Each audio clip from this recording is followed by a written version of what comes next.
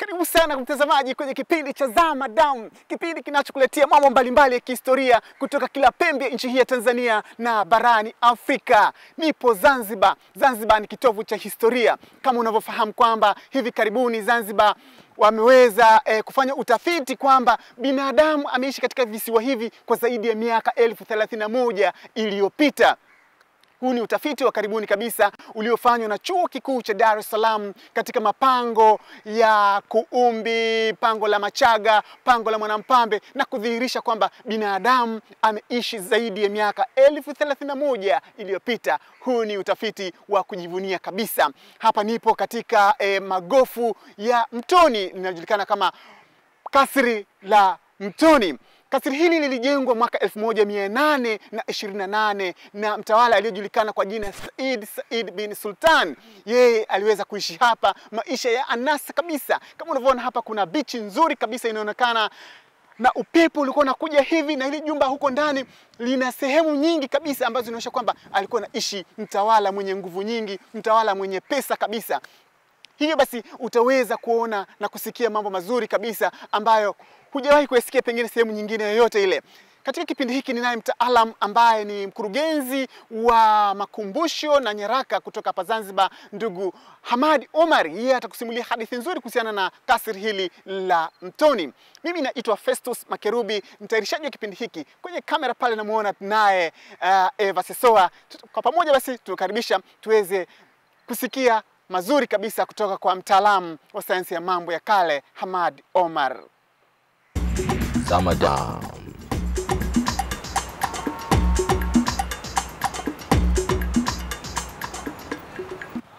Ndugu watazamaji wa Zanzibar, Tanzania, Afrika Mashariki na pengine mnapotuangalia. Jina langu ni Hamad Omar.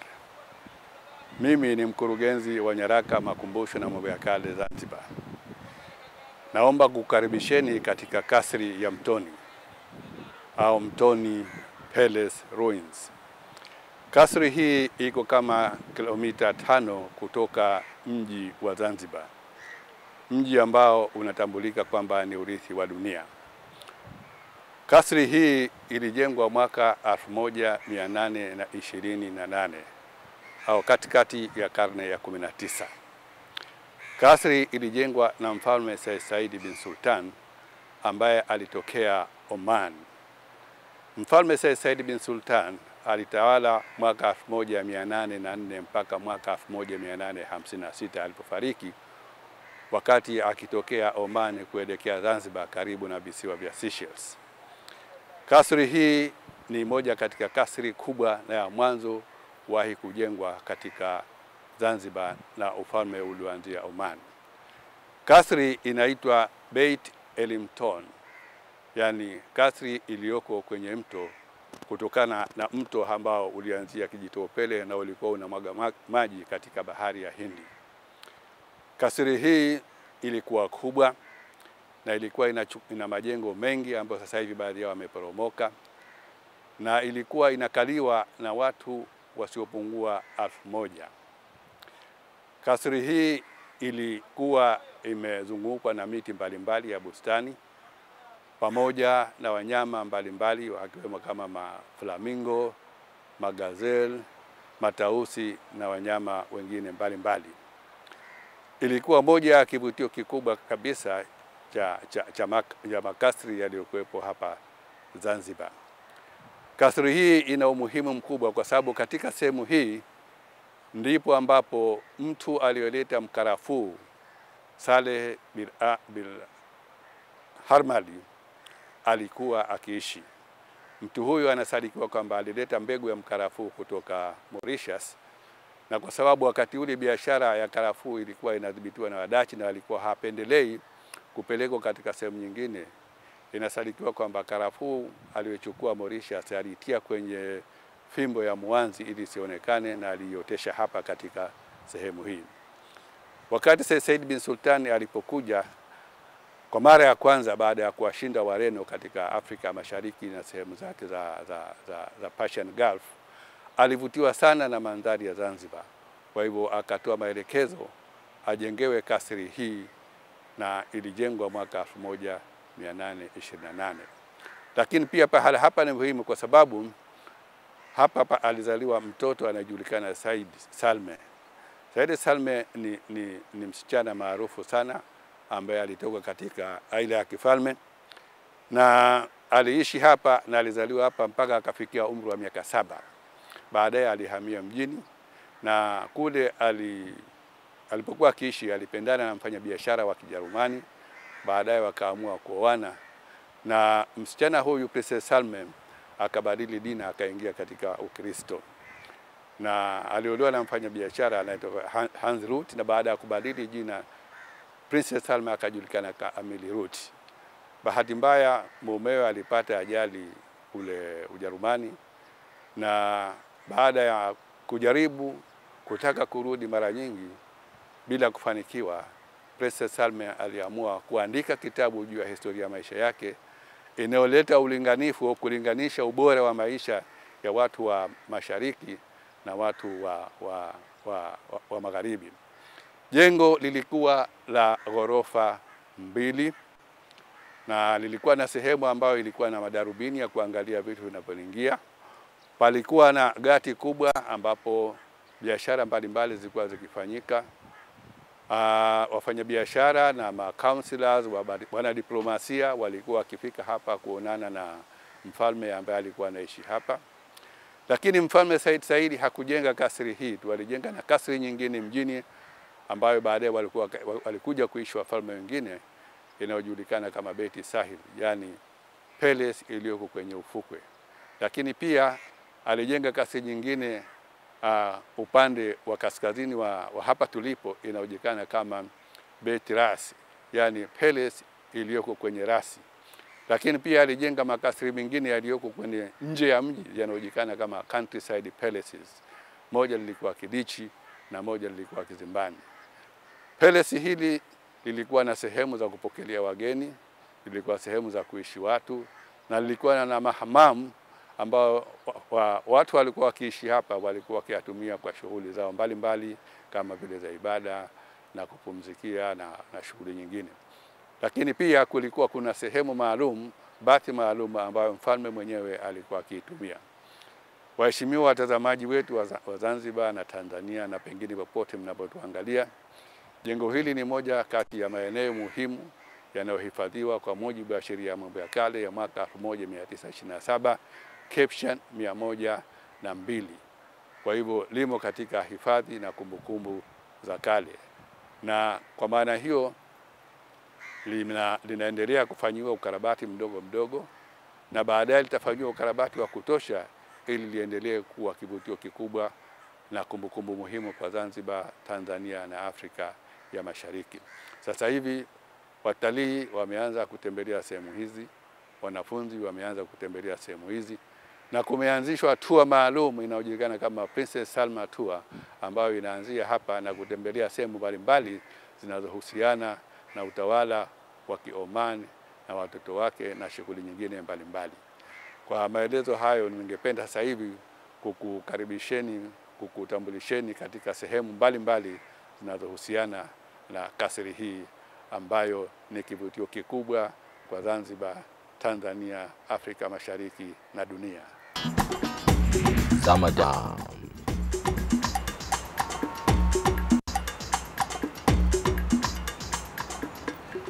Haya, hivi sasa mtazamaji, tunakuingiza ndani ya hekalu la Said bin Sultani, mtawala ambaye alitawala hapa miaka mingi iliyopita. Na kama ulivyosikia kwamba jengo hili limejengwa kuanzia mwaka 1828. Tuko ndani ya jengo kubwa kabisa hivi sasa, na ninaye hapa bado ninaye mkurugenzi wa makumbusho na nyaraka mambo ya kale hapa Zanzibar. Atakusimulia hadithi nzuri kabisa kutokana na ujenzi wa jengo hili jinsi ulivyo. Upo katika sehemu ya lango kuu la kuingia katika kasri hii ya mtoni iliyojengwa na Mfalme Said aliyetawala mwaka 1804 mpaka mwaka 1856.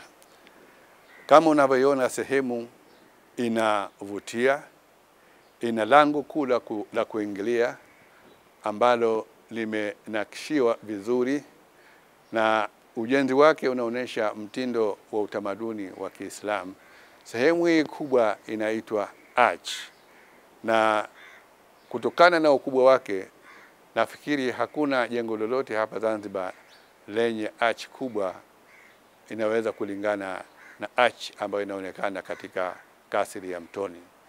Jambo kubwa na la kushangaza ni kwamba pamoja na umri wake mkuu wa karibu miaka 200, arch hii haikutumia mabimu kama ujenzi wa kisasa unavyoonyesha, na ilitumia mawe, chokaa na mchanga, na imeweza kuishi kwa kipindi hicho bila kuathirika. Pembeni hapa ziko baraza kwa upande wa kulia, kwa upande wa kushoto na sehemu za mbele. Zinaonyesha kwamba wageni mbalimbali waliokuja wakimtembelea na kuonana na mfalme ambaye alikuwa akikaa katika sehemu yake ya kupokelea wageni, tutaiona baadaye, walikuwa wanakaa katika baraza hizi. Lakini pia ukiangalia kwa upande wa magharibi kuna sehemu ambazo zina mipindo na kama alama ya kuwekea vitu. Sehemu hizi zilikuwa na mbao na zinajulikana kama niches. Pia ni sehemu ya utamaduni wa Kiislamu na zilikuwa zinawekewa mapambo na mbalimbali yaliyokuwa yakihifadhiwa katika kasri hii. Kasri ya Mtoni, ndugu watazamaji, ni moja katika kasri nzuri na yenye kuvutia, na ni muhimu kwa watu wanaofika Zanzibar kwa shughuli mbalimbali kuja kuona utajiri wa sehemu hii. Zamadan.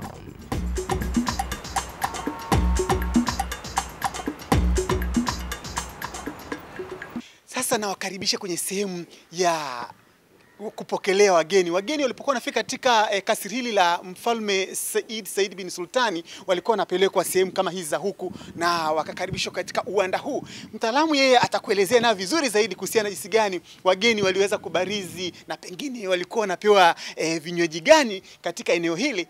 Ndugu watazamaji, bado tumo ndani ya kasri ya Mfalme Said ya Mtoni. Sehemu ambayo tuko sasa ni sehemu ya kufikia wageni. Kama unavyoona kuna ujenzi au athari za ujenzi unaojulikana kama arches, ambao pia unasisitiza utamaduni wa Kiislamu. Sehemu hii ilikuwa na thamani au furniture yenye kuvutia, na wageni walikuwa wakikaribishwa hapa, na sehemu hizi kulikuwa kuna madirisha, wanapata upepo wa bahari. Viburudishaji mbalimbali vilikuwa vinapatikana hapa kama vile tende, kahawa, sharubati, kulingana na mahitaji ya mtu mwenyewe. Sehemu hizi bado zinaonekana kwamba bado hazijaharibika na ni zenye kuvutia na zimo katika hali nzuri. Na kama unavyoona, kazi ya kuendeleza kuzihifadhi athari zilizoharibika bado inaendelea. Na baada ya kukaa hapa kwa mazungumzo ili kusubiri wakati wake, ndio baadaye wageni walikuwa wanaingia katika sehemu ambayo mwenyewe mfalme alikuwa akikutana nao kwa mazungumzo mbalimbali. Haya jamani, watu walibarizi kama hivi, upepo mzuri, kuna dirisha hapo, basi upepo unatoka kwenye bahari hapo, huku wanakula masharubati, wanakula tende, mahanjumati matamu, mambo ya Kiarabu yalikuwa yanatendeka humu, na mziki ule wa Kiarabu ule, zumari ziko zinasikika hapa. Hivi sasa basi tunatoka katika hii sebule, tunakupeleka kwenye vyumba vya ndani huko. Tumeruhusiwa ndugu yangu kuingia kwenye kasri la mfalme huyu, tukutembeze sehemu mbalimbali ambazo hakika zinavutia kabisa. Naona kuna ngazi hapa zinapanda juu hivi. Hapa ni moja katika sehemu muhimu ya jengo hili. Ni sehemu nzuri yenye nakshi zenye kuvutia, iliyokuwa na mapambo ya aina kwa wakati ule, mazulia mazuri yaliyotoka katika sehemu mbalimbali za nchi za Arabuni, maviti ya kukalia ambayo yalikuwa na hadhi kubwa. Ni pahala ambapo shughuli za kiserikali zilikuwa zikifanywa na Mfalme Said. Wafanya biashara mbalimbali walikuwa wakitoka Ulaya, Marekani, Asia, walikuwa wakifika hapa kwa mazungumzo mbalimbali ya kiserikali na Mfalme Said. Kwenye baadhi ya sehemu kulikuwa kumepambwa mavioo makubwa ambayo yalikuwa yakitoa sura yenye kuvutia na haiba ya sehemu ya kasri hii. Kama unavyoona katika sehemu hizi za kuta, kuna ma-arches mbalimbali mengi ambayo pembezoni mlikuwa pamewekwa na vitu vya kuvutia na mapambo mbalimbali ya kifahari. Mfalme Said aliishi katika wakati ambao Zanzibar ilikuwa imeanza kunyanyukia kuwa tajiri sana. Kwa hivyo wafanya biashara mbalimbali kutoka sehemu mbalimbali za dunia walikuwa wakifika hapa. Meli zao zilikuwa zikitia nanga mbele ya gati iliyokuwepo hapa na kuja kuonana naye kwa mashauri mbalimbali. Mfalme mwenyewe mbali ya shughuli za utawala wa kifalme, lakini alikuwa mfanya biashara mashuhuri.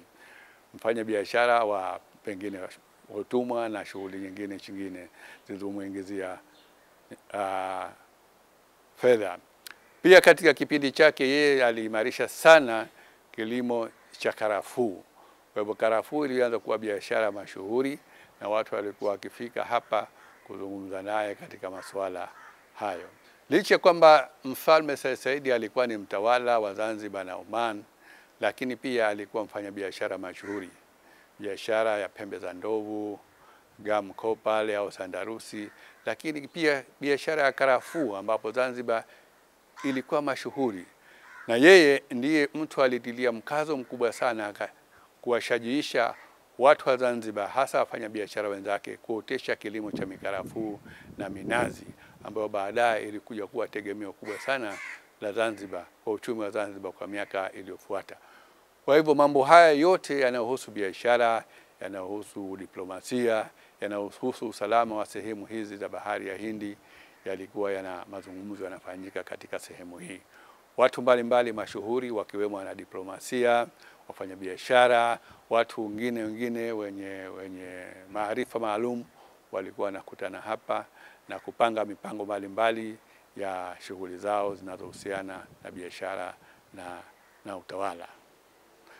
Mbele pale pia unaona sehemu ya ngazi ambayo inakupelekea katika ghorofa ya kwanza. Ghorofa ya kwanza inaonekana kwamba ndiko walikuwa wakiishi baadhi ya watu, hasa wale waliokuwa wako karibu na mfalme mwenyewe, na walikuwa katika shughuli wao hawaonekani kabisa, walikuwa wamefichika. Hii inatokana na utamaduni wa Kiislamu, utamaduni wa Kiarabu, kwamba hasa wanawake wanakuwa ni watu ambao wanakaa pembeni wakati shughuli rasmi zinakuwa zikifanyika. Ndugu watazamaji, kwa kweli huwezi kujua umahiri wa ujenzi wa kasri hii mpaka wewe mwenyewe upate fursa ya kuja kulitembelea na kuona namna lilivyotengenezwa na namna lilivyopangwa na kuliwezesha kuishi muda mrefu huo wa karibu miaka 200 iliyopita, ingawa lilianza kuhamwa katika mwaka 1880, lakini bado athari za ubora wa jengo hili zinajitokeza na ni kivutio kikubwa sasa hivi kwa wageni, na ni vyema kwa watazamaji ambao watapata fursa ya kuangalia kipindi hiki kuja Zanzibar na kufika Zanzibar kuja kuiona kasri hii ya Mfalme Said iliyopo katika sehemu hii ya Mtoni inayojulikana kama Beit Mtoni. Zamadan.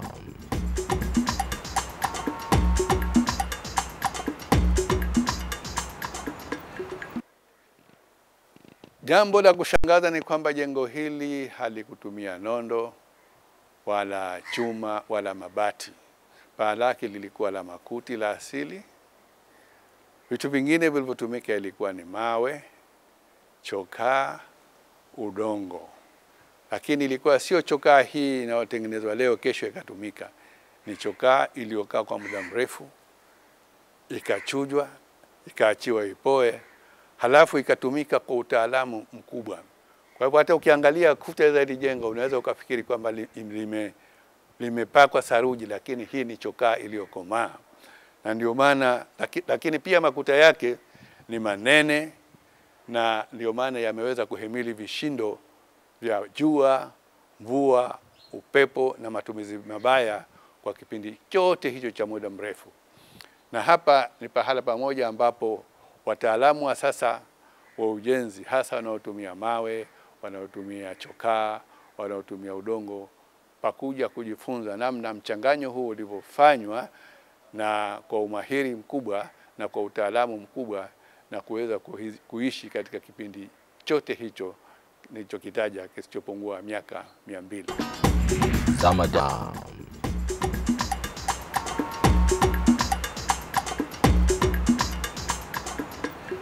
Watazamaji, sasa hivi tuko nyuma ya kasri hii ya Mfalme Said na tuko mbele ya mahamamu. Mahamamu ni sehemu za kupumzikia lakini ya kufanyia mambo mbalimbali yakiwemo pia kuogea. Utamaduni wa mahamamu umetokana na Wagiriki na Warumi. Waarabu katika sehemu za Persia, India na sehemu nyingine waliiga kutoka sehemu hizo. Mahamamu yalikuwa katika jengo hili ni sehemu muhimu kwa sababu muda mwingi wa wakazi wa sehemu hizi walikuwa wakitumia muda wao katika sehemu hizi. Mahamamu ya hapa Mtoni yapo katika sehemu mbili. Kuna yale yaliyo ya kijumla yalikuwa yakitumiwa na hasa wanawake, na kuna mahamamu mengine ambayo yalikuwa yanatumiwa na mfalme mwenyewe pamoja na mke wake. Kwa sababu jengo hili ni kubwa na lina sehemu nyingi zikiwemo zile mitaro ya kuingilia maji, sehemu za fountains, kwa kweli ni tabu sana kuweza kukamilisha kipindi kwa siku moja au kwa kipindi kimoja. Kwa hivyo inahitajika papatikane muda mwingi zaidi ili kuziangalia sehemu mbalimbali ambazo zimebakia zinahusiana na pelesi ya Mfalme Said. Lakini kama nilivyosema mwanzo, hiki ni kivutio kikubwa mahiri chenye kutoa taaluma, kwa sababu historia kubwa ya utawala wa Omani waliokuja hapa Zanzibar imeanzia katika sehemu hii. Mkarafuu umeanzia sehemu hii. Mtu ambaye ameandika kitabu kinachohusiana na utamaduni wa Mashariki na Magharibi alizaliwa hapa. Watumwa wengi walikuwa wakiishi hapa. Wanyama mbalimbali ambao sasa hivi hawapo walikuwa wakifugwa hapa.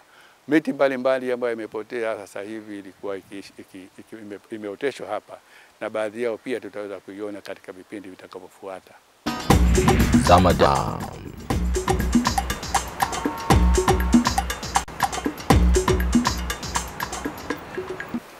Okay, karibuni wageni wetu.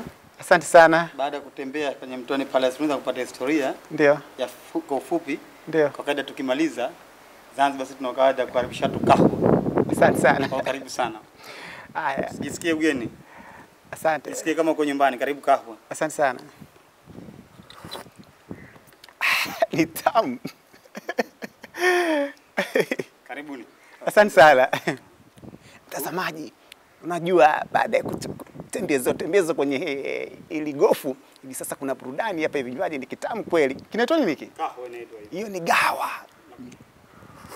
Kumekosana na halwa, tunakuwa na kahwa na halwa. Haya basi. Najua tukie tena halwa itakuwepo.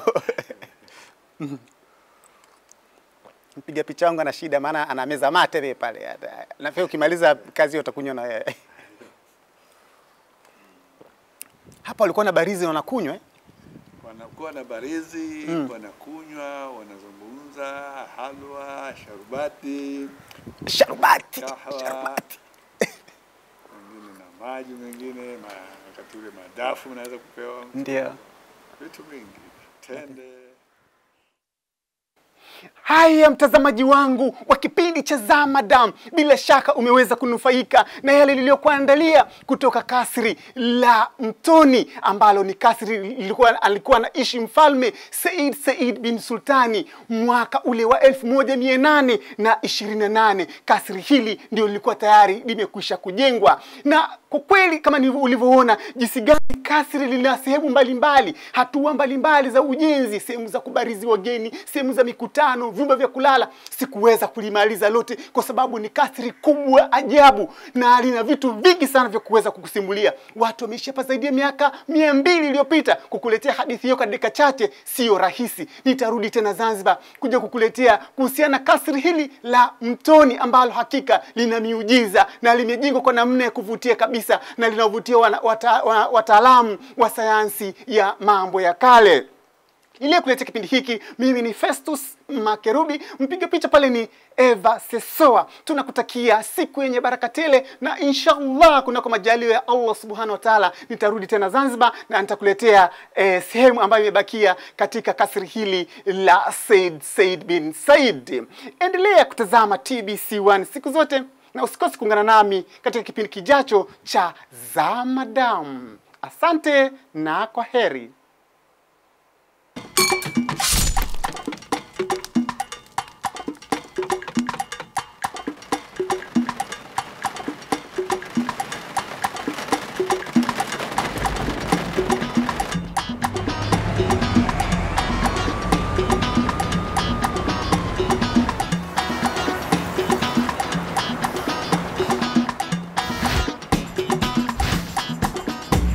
Zamadam.